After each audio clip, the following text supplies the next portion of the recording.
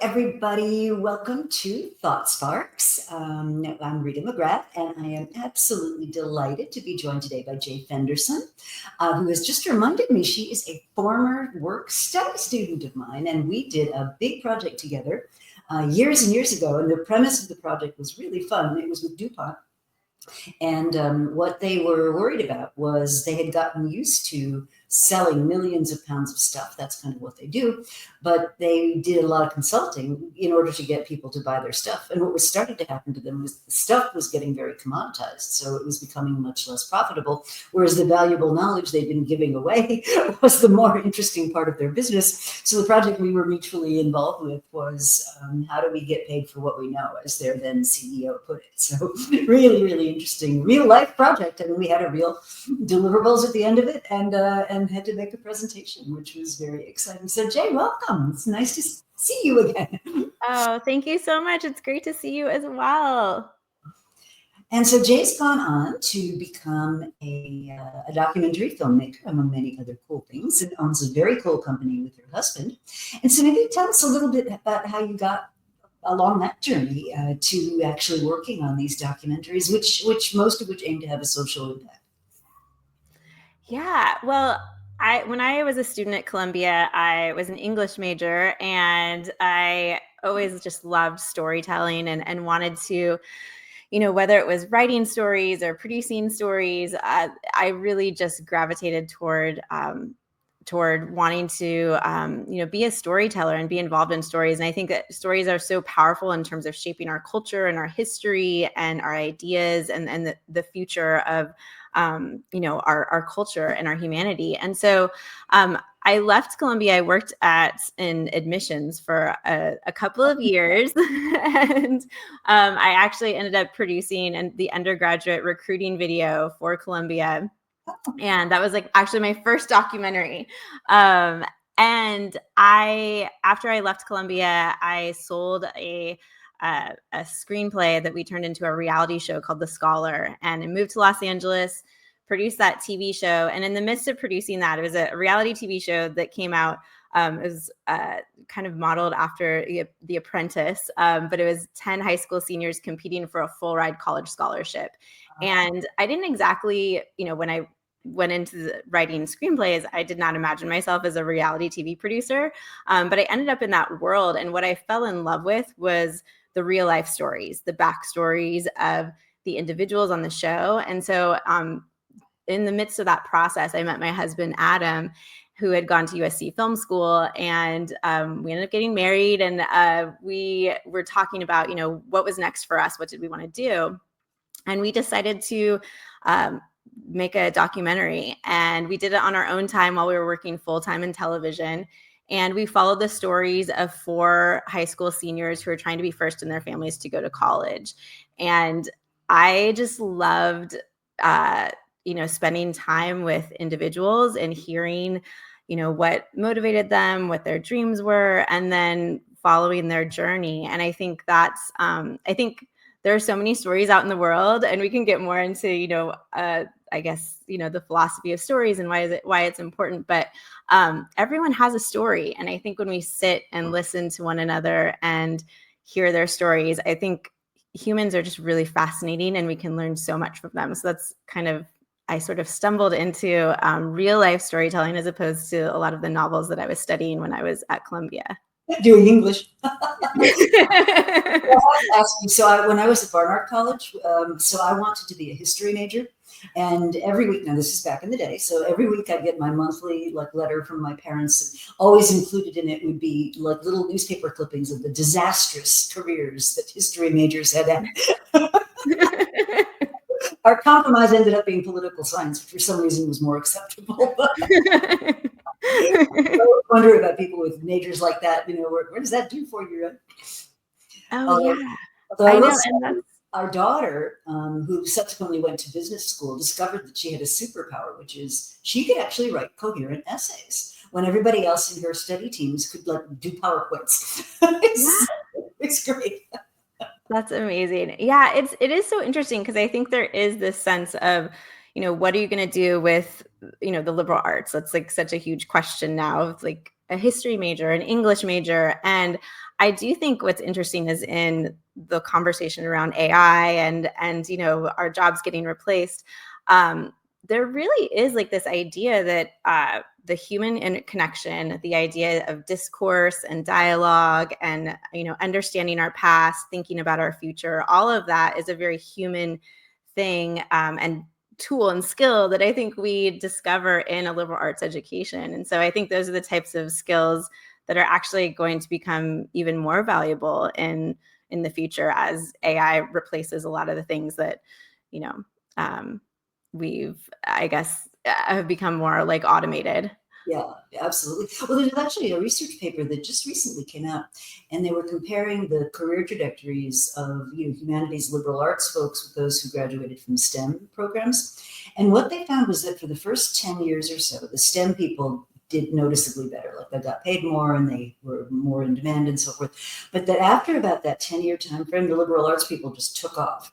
And it turns out that as you get more senior in your career, what starts to matter are the soft skills, the people skills, the ability to motivate and inspire and tell stories and get other people lined up with what you're doing. So I thought that was a very interesting reflection. And the concern, of course, is that the STEM kinds of jobs are the ones, the science, technology, engineering, and math. That's what that stands for. I have to remind myself not to use acronyms. But anyway, the speculation is that those skills go obsolete at some point, and then unless you re-up and reskill yourself, you're just going to be less marketable. So I think it's interesting to think about the brave new world of jobs. So your first big documentary about first in their generation trying to go to college. So do you have a process for building trust with people? Because your work is pretty intimate, and you get into the details, and some of those scenes are very you would have to really trust someone to get some of the kinds of footage that you have. So I wonder how you go about doing that. Yeah, definitely. I mean, you absolutely nailed it on the head. It's all about trust. And I think there's so much content out there, and I think people are very eager to tell their stories, but we've also learned a lot of lessons from, kind of overexposing our stories. And so building trust is the foundation for every single story that we tell. And for a documentary, I like to come from the lens of connecting with others and sort of sharing a bit of my own perspective, my own story. And I think that the more authentic that I can be as a director with, this is why I'm telling this story, why I think it's important, this is the goal of it. And, letting them into that side of why is this story important? That sort of lays the foundation of trust. But to tell you the truth, it takes years to build that. And so now we're in the fortunate position of, having decades, I won't say how long, but many, many years, many years of being in this industry. And so we have this track record of this is how we can be entrusted with other people's stories. And I always say, as a documentary filmmaker, these are not my stories. I have the privilege and honor of stewarding someone else's story. And so I take that very seriously in that, this is a gift to me to be able to, hopefully help illuminate another individual's story in a way that they may not have the tools or access to get it on a certain platform, to have the expertise of, the camera equipment and, the access to distributor, but to really be able to amplify someone else's story that I think, deserves and needs to be told and is maybe undertold in mainstream media. And so, but none of them are my own. And so I just have the honor and privilege of sort of shepherding these stories to the screen. So I'm very curious, I'm on the board of a McCarter Theater in Princeton, which is a live theater production company. And in a situation like that, somebody called a director, they tell people what to do. But if you're doing documentaries, what's your role if you're directing something like that? Yeah, so it's really interesting. So with documentaries, it is, I'd say, easy to get started because you can pick up a camera, you have an idea, and you're like, let's tell this story. And with narrative, you really have to think through ahead of time. Okay, what is the story we're going to tell? What are the shots?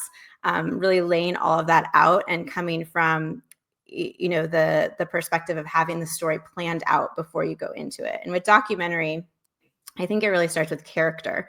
So I will, in our process, we usually find someone, an individual who has, an interesting life and something that we think might be interesting to follow. And what we typically do is verite documentary. So that is real life, following an individual unscripted through whatever journey they may be going through. And in that sense, for directing, a lot of what we're doing is the camera work, for one. So figuring out, okay, in this scene, let's say, for instance, in the class, which we just did, that actually presented a lot of different challenges, because when we arrived on set the very first day of filming, we were told that school wasn't going back. And we had to figure out, okay, how do we tell this story of these students without being on a campus? And so we had to think about, what cameras we were going to use, how we were going to set up our crew, how do we film a Zoom meeting and make it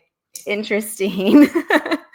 And so, but at the same time, letting it all play out. And so you're thinking about, the direction of the light and making sure that, you're not seeing the other crew in the room as you're following the individual story. So that's like the technical aspect of it. And then from the creative side, it's also choosing the moments. I mean, we can't be with individuals 24 hours a day, 7 days a week to follow these stories. So we really have to think about mapping out, okay, what are going to be the moments that we want to be there with our crew to capture? And, what are those must-have moments? And so, and we show up for that. And then, we're there to sort of, it's a lot of on your feet thinking, it's like, if you're documenting a football game, it's like, all right, we need to send camera A, down to the end zone, or let's follow like our main character, and keep the camera over here. So it's a lot of like in the moment, you don't know what's going to happen, and you have to be directing the crew where to go, what's important to capture, where should we be focusing our shots. And what do you do about sound? Sound is very important. And we, depending on, how big the set is and how many people we're working with. For us, typically we operate with a small crew. So we'll have like one audio engineer. And if we're splitting our crews, like we did on the class, we had an audio engineer in each location. And we mic everyone up ahead of time, and we try to hide the mic packs. This is one of my pet peeves of production, is when you can see the mic. So we're very particular of like hiding that mic pack. But often, there will be times we're actually just watching a scene for this other feature doc that we filmed over the last year and a half, and we had cameras rolling because we wanted to like capture the scene, but audio wasn't ready yet, and so we're like trying to decipher what they're saying, and we like captured the moment. And there's this saying that you'll often hear in filmmaking, which is like, oh, we'll fix it in post. And it's, well, whatever happens, we'll just like fix it in post-production, which directors, editors hate hearing that, because it's very difficult. It's very difficult to fix things in post. I could imagine. Well, I guess you'd have to, maybe with AI now, you could capture, sentences or something. But yeah, I think that's got to be a lot more work than getting it right the first time. Yeah, for sure. So I think the first film of yours that I saw was the one that I gathered was inspired by your experience in the admissions office. And it was really an exploration of, who makes it through and who doesn't. And the title I thought was interesting because it has enormous meaning to admissions people. And that word is unlikely, right? So your initial sort through the piles of applications is likely versus not. And one of the things I've been watching with some dismay is the kind of admissions arms race that's been created by a couple of things that have come together. So the first is the open application, where you just fill out one application on the internet, and it's just so reduced the cost of generating applications that students are now creating, 15. I heard one student had submitted to 35 schools, and I'm thinking, what? And so you've got this enormous increase in the number of applications. And then on the school side, because they want to score highly in whatever college ranking system you happen to believe in, they want to increase their rejection rate, which I've always thought was a terrible measure, but that's another conversation. Anyway, so an arms race where the students are sending more applications. So by definition, the probability that they're going to go to any one school goes down. And then you've got colleges encouraging these more applications so that it's just, and the poor admissions officers are stuck in the middle of this. So you've got this tremendous just volume that you got to get through. And that does leave out the human side of it. Yeah, absolutely. I think that is one of those instances of, a really great idea with a lot of unintended consequences. And so here we are where students can apply anywhere. And I think what I see on the admission side is that what that does is it means that I think students are doing less research on the front end to make sure that they end up in a school that they'll really love. If you're applying to so many places, there are so many schools. There's like 4,000 schools out there. So there are plenty of spots available for students. I think that's one of the myths that's out there, that, there's a scarcity of availability of higher education.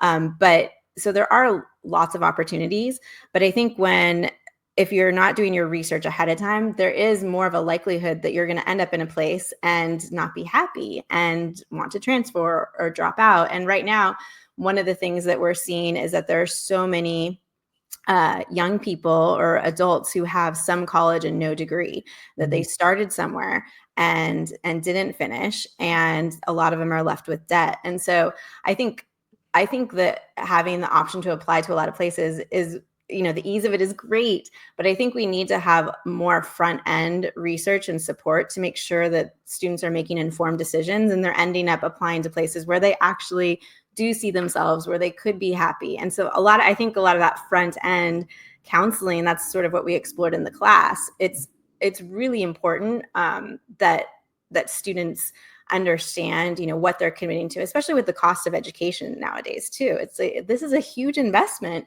So really know, what you're paying for and make an informed decision. So yeah, I think that it's tough. And then for admissions officers on the other side, there are just so many applications to sift through. I don't think there's any way that, I just think that we used to say at Columbia that we could fill our class with, 80% of the students that applied. And because the truth is there's a lot of talent out there. And so I think it's just making it that much more difficult to, figure out who really wants to be at the school and how to build a class that is going to, really enjoy the experience at a particular school. And so I think when everyone's applying, it's really hard to decipher that. You miss out on getting, those applications from students that, really want to be there and really want that experience. And that would be a good fit for the school. Yeah, exactly. Even with all the diligence on an application that is possible. Yeah. Well, and now with so many tools you could ask ChatGPT to write an application that says, why I want to be at Columbia, and you could probably get a pretty good answer. So I think it's going to make it even more difficult to decipher and distinguish, I guess, just to determine who, wants to study at a certain institution. So a lot of those questions, I'm sure, will have to be reworked. And I wonder if, we may go back to more in-person, the interviewing aspect, if that will become more valuable. I don't know. So I think it's going to be really interesting to see how admissions offices navigate this moment. Oh yeah, because a lot of the traditional signals the students were making an effort, with the push of a button, that's all taken care of for you now. So yeah, it must be depressing to get 200 of the same essays. Oh, exactly. Well, they all start to sound the same. That was actually one of the joys of reading applications. I loved, and I used to give examples when I would talk about, students applying, great examples, but I loved coming across a unique essay, and it just really stood out. And I think a lot of that's probably getting watered down now. But Yeah. Well, that brings us to the class, and just sort of, I'd love to know the genesis of the project, because what it became was not how it started out. You originally wanted to feature this college counselor, as I understand it. Yeah. So back to, the very first film that Adam and I ever directed was called First Generation. And we had the opportunity to show that film at an organization that's based in North Carolina called College Advising Corps. And this was back in the early, 2012, 2013. So we showed the film there. And this organization, it is partially funded by AmeriCorps, but the model for it is that they take recent college graduates and they place them in public high schools across the US to serve as near peer advisors for high school students who are thinking about their post-secondary pathways. And so we showed First Generation, which really kind of exposed, what happens when students don't have robust college counseling. And, it points out a lot of the problems. And what we loved when we learned about College Advising Corps, it was the flip side. It's, what happens when you do have an awesome college counselor, and, what are the possibilities that arise from that? So our idea, which we kind of been sitting on for years, was, wouldn't it be cool to follow a year in the life of one of these, recent college graduates and college advisors? And so we started talking about, once we'd finished Unlikely and we'd finished some other projects, we had this window of time open, which was right around 2019. We started talking to the founder of College Advising Corps. Her name is Nicole Hurd. And, just sort of like dreaming about what this could look like. How could we do this? And so in the spring of 2019, we started casting the series. And at that time, actually, we didn't know that it was going to be a TV show. We were thinking more along the lines of feature film. So we interviewed, at that time it was pandemic, things were closing down, but we thought in our mind, this is going to blow over in a couple of months. I remember it was going to be over by Easter. Then it was going to be over by Labor Day. Yeah. It'll just be this quick little thing. So we started the casting process over Zoom and interviewing all of these different advisors across the country. We interviewed some in New York and Texas. And then as we watched ourselves that, it was becoming more difficult to travel.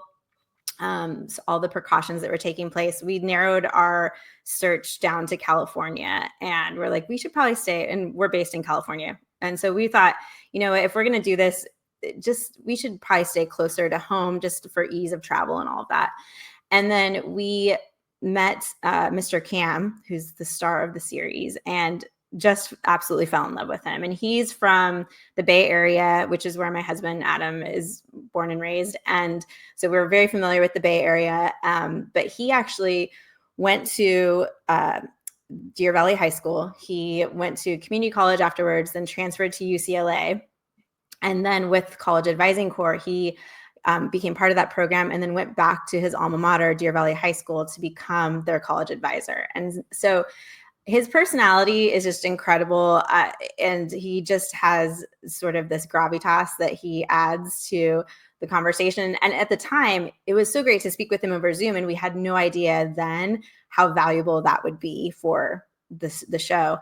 So yeah, we ended up following him. And the first day that we arrived at Deer Valley High School to film, the principal said, so, we were supposed to start school September 1st. And she's like, it looks like, the board's going to vote not to go back and it's going to get pushed to October. And we freaked out and called Nicole, the founder, and we're like, I don't think we can tell this story because it's not going to be, what the organization does, which is meet with students and really, interacts with, the class, and it's not going to be at school and on campus. And she said, keep filming. You need to capture this moment. This is part of the story. So we're really grateful that she encouraged us, because I think in our moment of panic, I don't know if we would have kept going, because we didn't want to disappoint her and representing, what does this organization do? And at the same time, it did seem a little bit very uncertain. So we had to rethink all of everything. So how did you manage the mechanics of, I mean, obviously you had to go to people's homes, you had to go on Zoom, you had to do things that you might not normally have done making a project like this. Yes. Hold on for 1 second. I hope we can pause because I need to remind my husband to go pick up our kids. I'm watching the clock and I'm like, oh, our children need to get picked up. And I haven't heard him come down the stairs. So hold on 1 second.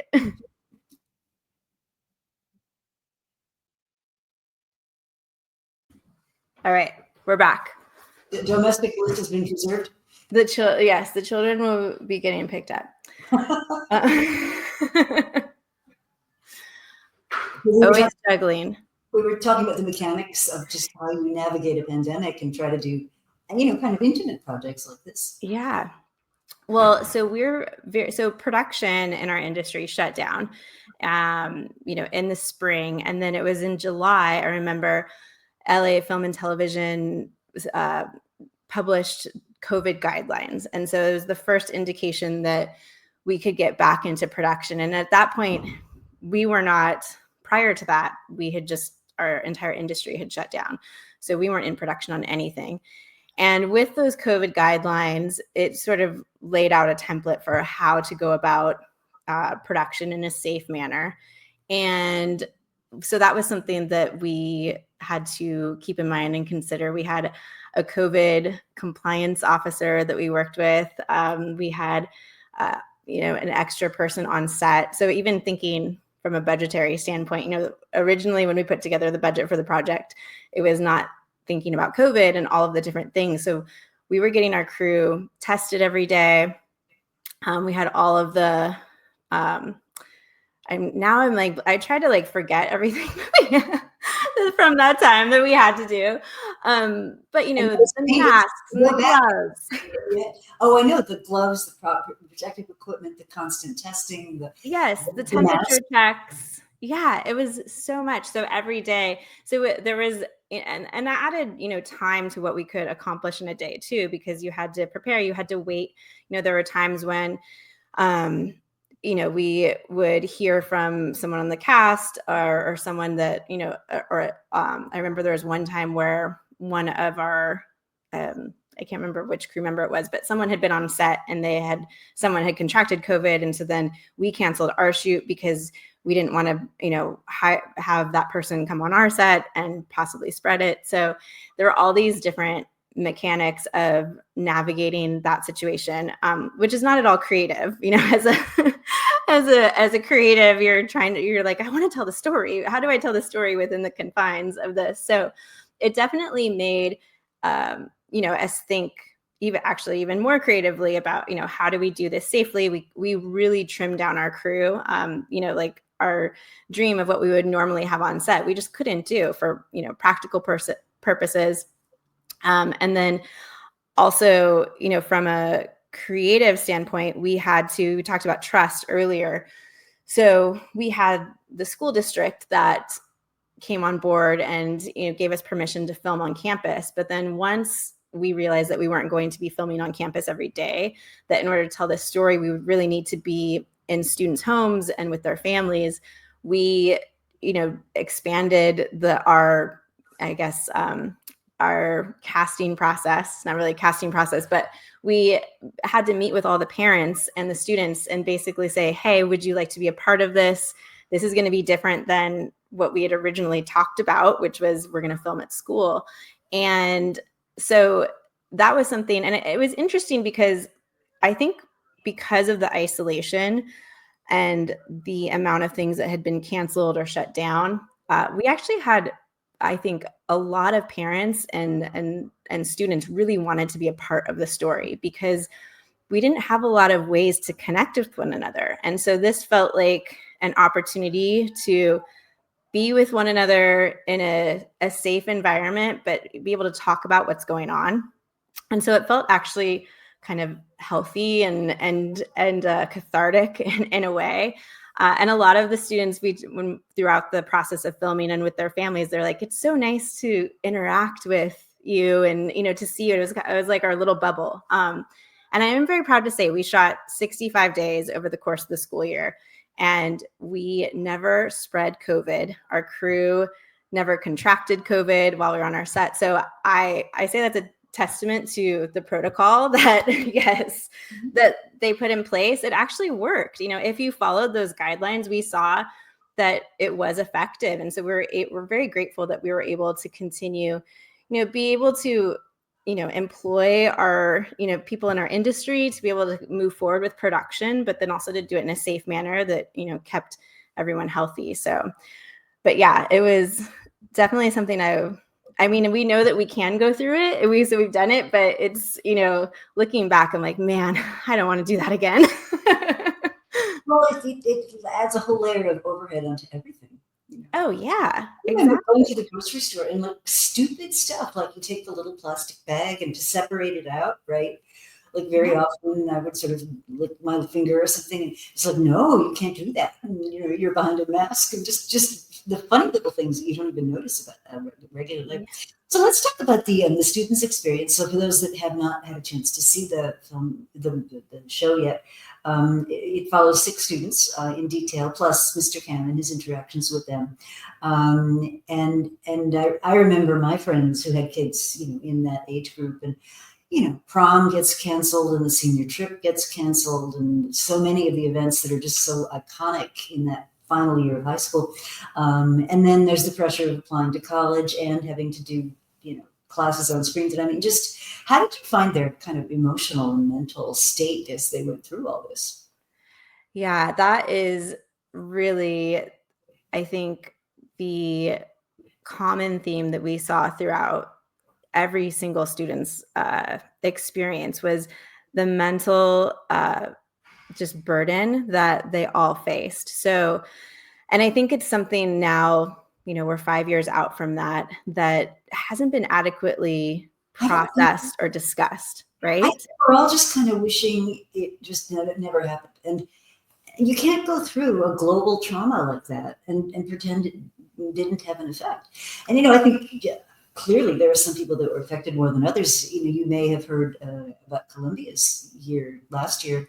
And this was the same age group of students who had missed their senior year in high school, missed all those iconic events their senior year in high school. And then they get to graduation and it had to be very different than what they were expecting. And I think there was, a fair amount of sadness and wistfulness about that so many of these experiences that look forward to weren't there. And I think telling stories the way that you do is cathartic, and it does help us say, hey, let's at least acknowledge just how difficult that was. Mm-hmm. Yeah. And it was while I was working on this project, a book came out from another Columbia professor called The End of Trauma. It's by Peter Bonanno, and he talks about how when you experience trauma in community, that gives you the opportunity to actually have post-traumatic growth as opposed to post-traumatic syndrome. Because when you're experiencing trauma with others, you're able to talk through that. And so I thought that I read that book, and he was quoted in the New York Times about the pandemic. And I think that it is really important that and this goes back to why I love telling stories. I think that when we share our stories, we give others the opportunity to listen and be a part of that story, but we also invite others to share their own stories. And so I think what I've fallen in love with is documentary filmmaking is that I think there are a lot of people who think that they may be the only one experiencing, applying to college or being first in their family to go to college, or living with a disability. That's a project that we're working on right now. And I think when we are brave enough to share our stories, then it really helps others to be able to share their own and to hopefully connect with others in community. And so that's the impact side that I see to storytelling, that, it's not just storytelling for entertainment, but it's really storytelling so that it can create impact and create connection and community in our world. And what I love about some of the stories you picked is it really does give people who normally have no idea, what goes on in some of these places. So I think I read somewhere that for a lot of these schools, they've got like one college counselor for 600 students, some number like that. And, just really inadequate. And you're just so under-resourced, right? So I ran across something like this in my own experience the other day. I was reading Paul LeBlanc, he just stepped down as the president of Southern New Hampshire University. And he wrote a great book called Broken. And in the book, he makes the point that the more social distance there is between people, the harder it is, well, firstly, for us to understand each other, but also to design systems that make the appropriate kind of recommendation. And he said in the book, most Americans don't personally know a doctor, a medical professional with an advanced degree, because it takes $1 million to make a doctor in this country, and most people don't live in those communities. And I remember reading that paragraph over and over and going, don't know a doctor? Like in my life, you can't throw a cat 3 feet without hitting a doctor. And then I was like, okay, kiddo, so you went to an Ivy League school, and then you got your master's at another Ivy League school, and now you work at an Ivy League school. And of course there's doctors everywhere, but that's not what most people's experience is. And that really set me back, because I was thinking, wow, and I think we all try to think of ourselves as pretty open-minded and whatever, but I think it's really different when you're right there in the community. You are getting their stories, you are seeing their struggles, you are seeing what people are going through, and it makes it accessible, I think, in a way that other kinds of information just doesn't. Yeah, I think it helps us build our empathy muscle. And that's exactly, I love Paul LeBlanc. He was in Unlikely. He was one of my favorite people that we interviewed. And I do think that we've lost with, social media and the ability to talk to one another through screens, that our empathy muscle has really atrophied. And I think that if we close ourselves off to other people's stories, it's really difficult to have understanding and empathy for another person's experience. And I think that there are all sorts of ramifications for that. And as we know, politics and, just the real world, when we're thinking about solutions and innovations, and what is helpful to our society. And so I think having a deeper understanding of one another is really critical to everything, and to being part of our culture and our humanity. Mm-hmm. So where do you think these 6 students sort of landed? I mean, most of them did find a college role, right? Am I correct in that? Yeah, absolutely. And it's interesting you brought up that, this year, for many of them, this was the class of students who are graduating this year, class of 2025 from college, is the class that we followed in the docuseries, which is really special. And without giving away too many spoilers, because I do want everyone to watch the series on PBS, and a lot of them are completing some milestones this year. So, but I do think that I can say, without giving anything away, that this is a hopeful story. And what I hope it reminds audiences of is that we all go through difficult times and hardships. And I think that even we often think about, if we take a path where we can avoid all of, heartache or suffering, that's not likely to happen. We are all going to go through those things. But I think this story shows that even in the midst of difficult times, that these students found resilience, perseverance, and it's a very hopeful and celebratory story. And I think the difference maker in all of it is that they found community, and they really helped one another through those times. And I think we need one another. We need, when we face a pandemic or, what was happening on Columbia's campus this year, like the more that we lean on each other and help one another through those circumstances, I think that, the outcomes, we can't control, obviously, like the outcomes, but I think if we can get through with one another, there's always, hope and light at the end of the tunnel. That's a very hopeful message. What I was also struck by with the students, I guess I haven't thought about this the same way, but at that age, that senior in high school age, the smallest things can have the biggest difference. So one of your cast members, I guess you'd call them, came to the school to participate in a sports program because believing that would be his ticket to, getting into school and being able to afford it. And here we are in a pandemic and nobody can watch him play. And so what do you do about recruitment? And so it really just struck me that at that young age, that the smallest things can sort of set you on a completely different path than you would have been otherwise. Yeah, it's so true. And I think that having that ability, and I think this is something that I think we all gain as we get older, but that that growth mindset of, if my plan A doesn't work out, what's my plan B? What's my plan C? And I think as a young person, I see this in my own kids too, where they get so fixated on this is what I'm going to do and this is the path, and having that flexibility to be able to see that, okay, I can still get to the point of happiness and fulfillment and contentment, but my journey to get there may be different than what I originally envisioned. And having, with his story too, it was circumstances beyond his control. And so often I think that's sometimes, when we don't get that job that we wanted, or, the business fails, or, we don't get the distributor. That was our case with the class. How do we still, stay true to the core of who we are and what we value, what's important to us, and be okay with a different outcome that still honors the core of what we want and what we're hoping to achieve. Mm-hmm. And this is really relevant, I think, all through one's career.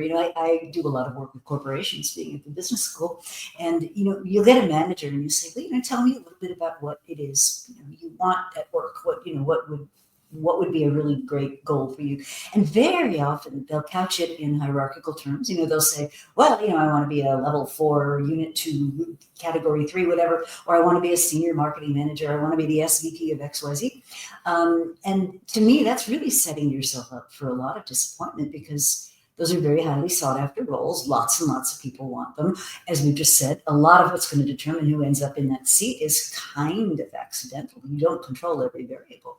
And so what I try to encourage people to do is say, well, what is it about that role that appeals to you? And I remember one woman, she was in my Women in Leadership class at Columbia, and she had that hierarchical response. And I said, well, why do you want to do that?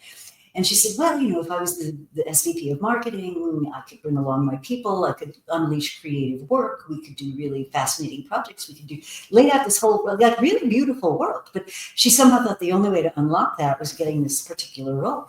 And so I worked with her to sort of say, well, no, actually, there's probably 5 or 6 or more ways that you can get that without having to have this bureaucracy be the only path to it. And I think that's just so interesting to think about, that people pigeonhole themselves into these really narrow places. So what's next? I assume I've got to think making a 6-part docuseries takes a lot of time, but that's now out in the world. It's got its wings. It's on PBS for those of you who are listening who might like to catch it. I have to be able to watch a little. I haven't seen the whole thing yet, so that delight awaits me. But so what kinds of things are you thinking about doing next? Sure. Well, we're very excited that we have a new feature documentary it's called Renovating Hope, and it follows a woman who had a stroke at the age of 26, and she ended up recovering from that stroke and going on to build a camp in Alabama called Hope Heals, and it is designed for families experiencing disability. And what's really innovative about this camp is that none of the families pay to go there. It's actually paid for by the volunteers. And Clemson University did a study because they heard about this camp and they're like, this is so different, a very different model from anything that we've seen. And it's very successful. They've been growing each and every year. And this week, it's actually happened. This is the first week of camp happening right now. But everywhere they've been adding on weeks. And her thought is that she wanted to create a place where families experiencing disability could discover relaxation, rest, rejuvenation, and be in community with others in a really joyful environment. And so she did this, and there's this feeling that you get when you go to camp. I don't know if you ever went to summer camp, but you have the camper's high and you're there, and then you go back home And so Catherine was thinking, how do I capture this feeling of, being at this mountaintop experience of being at camp? How do we bring that to the community? And so she and her husband sort of ideated and came up with this idea to start with building a coffee shop in their hometown just outside of Atlanta that is beautifully, accessibly designed space that welcomes people of all abilities. It employs 50% of people with disability and is this like incredibly welcoming space where everyone has a seat at the table. And the idea is for her, when she was recovering from her stroke, everything was very minimalist. And so although, the hospital is ADA compliant and, the spaces that she goes into, like if you go into a Starbucks, there's a table that's designated for a person with a disability. The world in and of itself, in general, she says, kind of gives people with disability the leftovers. They do the bare minimum. And she wants to sort of flip that on its head and create spaces that are beautifully designed, but fully accessible, and so that anyone can enjoy them. And so that's just the way she sees the world. So we've documented her story of building this coffee shop and her perspective and insights. And we're releasing the tease for that, tomorrow, which actually would be in the past for these viewers. But that's exciting. That's yeah, exciting. And that's going to be independently distributed. Yeah, for right now, we're kind of looking at different ideas. So with every project, this is a feature film. But I think our goal with this one would be to do a limited theatrical release and, hopefully get a distributor to come on board and then we'll see what happens. But we're at the state where we pretty much shot like 85% of it. We have a little bit more to film, but we're in the process of building the audience, which is like a really big part of releasing an independent film is that audience building. You don't just make a film, but you really have to begin like letting people know about it. And the marketing starts, for us, like about a year before the project actually comes out. Mm-hmm. It's a bit like writing a book. Yes. I always do, the first time authors think that writing the book is the hard part. No, writing the book to me is sort of joyful almost. At least usually as my current book is giving me a lot of grief because had I finished this book on its original schedule, it would be obsolete by now. So that's the good news. The bad news is I feel like I'm just chasing the world.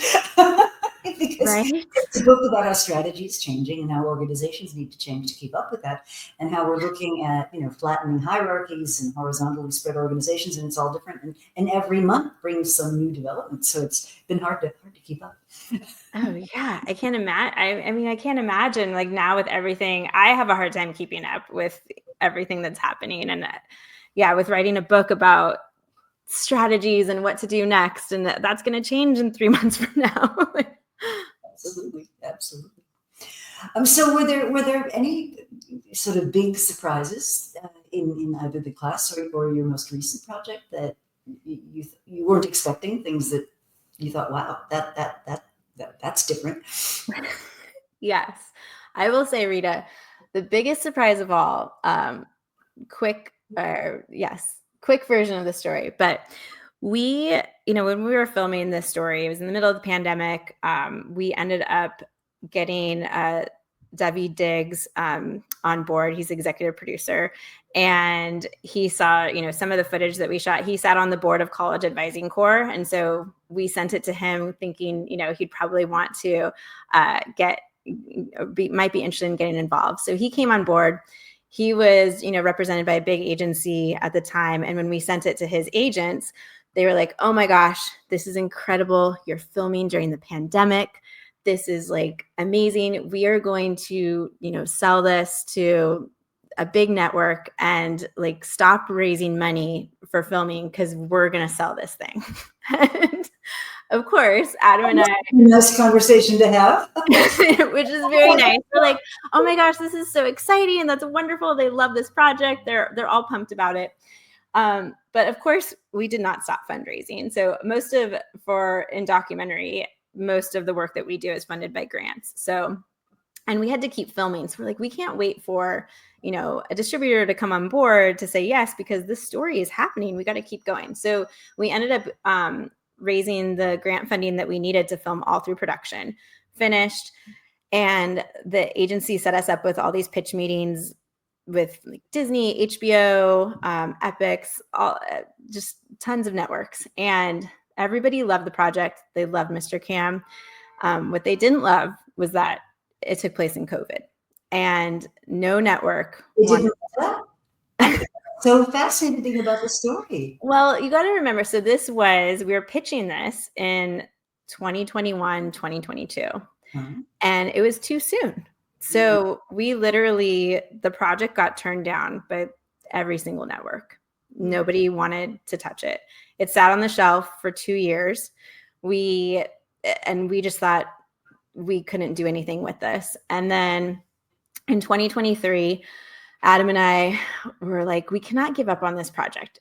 We love it. We love the story. We need to find a way to tell this. And so we did not have a contact at PBS. And at that point, David had switched agencies. And so it was, we just like, we're kind of starting from scratch. And so we ended up sending a cold email to PBS and said, would you take a look at this? Sent it to them, and we actually sent it to the PBS SoCal, and they said, oh, this is a Bay Area story. You should talk to KQED up in the Bay Area. So they connected us to KQED, and they watched, at that point we had a rough cut of the first episode. They watched it and loved it. And they're like, we will distribute this. Like, we love this, but here's the catch. You got to raise the rest of the funding to finish the series.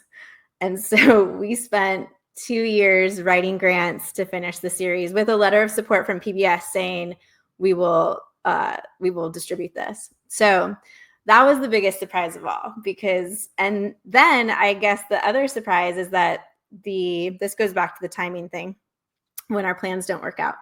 The series we got an air date of March 18th, which is the 5-year anniversary basically of the pandemic closures. So that's when the first episode premiered. That same week, President Trump signed the executive order to dismantle the Department of Education. And then the following week, PBS was, had to testify before Congress. And then by the time the last episode of the series aired, AmeriCorps lost $400 million in funding, which is what partially funds College Advising Corps, which is Mr. Cam's job. So although, we had wanted this to come out in 2022, 2020, hopefully closer to when we shot it, it really feels like this was when it was supposed to come out all along. And it's so timely.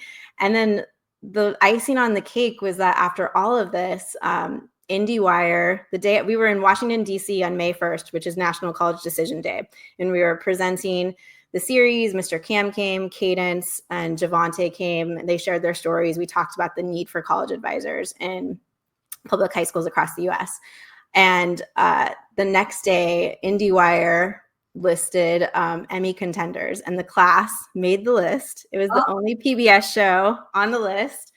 And after that, the New York Times wrote a review of the series, that was like, if we could have gotten anything, out of like when our marketing people spoke with us, they're like, what's the one thing that you would love? And we're like, oh, we'd love just to get reviewed in New York Times, but we know that's such a long shot. So all of that came after. So we just feel like it was this little docuseries it didn't come out in the timing that we originally planned, but it did come out. And I think it's out in the moment when it needs to be out. And I just hope that, people watch it and also think about the importance of, making sure that young people have support to figure out their pathways, whether it's to higher education or to career. I think we all need mentors in our lives. And Rita, you were such a mentor to me. And I fondly, although I didn't go to business school, I really feel like I get the hack of business school with all of your newsletters. And there's so many nuggets of wisdom that, I've used in our own, company. This summer is our 10-year anniversary of our company, 3 Frame Media. So we made it to that 10-year milestone. So I'm really grateful, to you for just how you invested in my life. And I think we all, need people that we look up to who invest in us and believe in us. So I think we do. The other thing that goes along with that is the sheer amount of talent that gets shunted to the side or overlooked, or just doesn't get a path to kind of what they could contribute. And I think the students you feature in the movie, certainly in the class, are just astonishing. The adversity they've overcome, and the challenges they've worked through, and they've done it together and in community. And it leads me to sort of think about, some years back, there was a book making the rounds. It was called something like Very Excellent Sheep, about higher education and how we're training all these people to be really conformist. And then another friend of mine, a gentleman named Robert Livingston, talks a lot about the importance of challenge. He said, and what you need is both. You need challenge and you need support. And if you don't have either, it's very difficult to grow and thrive as a parent. As a human. And Jonathan Haidt, one of our colleagues at NYU, has just written this book about the anxious generation, and talking about the effect of not so much phones themselves, but the things on the phones, the social media, the social comparison, the constant need to be dialed in, the fear of missing out, all that stuff that's really taking a lot of the things that students used to challenge them with sort of away from them. And so if you don't have challenge, you don't develop that sense of self-confidence, that sense of, yes, I can do this, right? And I think your students, with Mr. Cam's support, kind of went through that struggle and came out the other side. And I think that's one of the really inspiring parts of the story. And one of the things I hope is that people will realize, if we turn our backs on people who, just by virtue of what zip code they were born in, just don't have the opportunities many of the rest of us have, we just lose so much human potential. It's really sad. Oh, absolutely. I mean, these students, you're absolutely right that these students are talented. And I think that they represent millions of students across the US who have that same talent that I fear that will be overlooked. We'll miss out on as a society on that. And I think people always ask, the whole, with the counselor to student ratio, being so high, why does that, why does that matter? Because counselors are the first things that often get cut in a school. It's like teachers are really important, which they are. But I think that students need, as you were mentioning, like everything's changing, like the strategy is changing 3 months from now. And if you put yourself in a student's shoes, navigating the higher education landscape, navigating career, when everything's changing, knowing what to do, I think that we need more people in high school that are just helping students navigate the landscape. And I do think that, there is this, there is like an economic benefit to it.